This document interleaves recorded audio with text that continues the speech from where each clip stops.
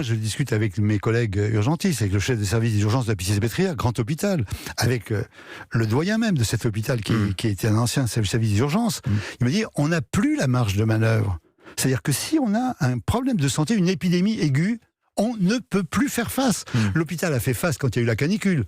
Il a fait face quand il y a eu l'épidémie de sida. Bon, là, on ne peut plus faire face, il n'y a plus de marge.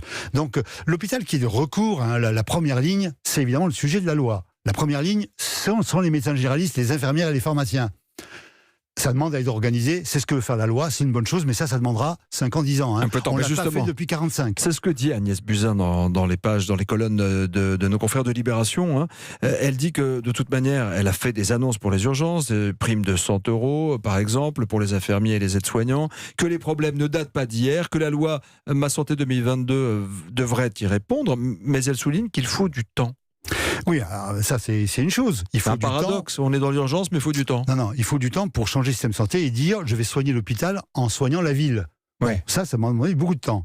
Par contre, il y a des mesures d'urgence. C'est par exemple les lits, ce qu'on appelle l'aval des urgences. C'est une fois que vous êtes hospitalisé, une fois qu'on a fait votre diagnostic aux urgences, vous ne devriez pas rester sur un bancard plus de 2 heures. C'est inadmissible, tout le monde sera d'accord. Vous arrivez aux urgences, on a besoin de faire des examens, on a besoin de faire un scanner. Une fois que c'est fait, que l'urgentiste ou l'infirmière d'urgence téléphone pour trouver un lit, il ne faut pas qu'elle ait 18 coups de téléphone à passer.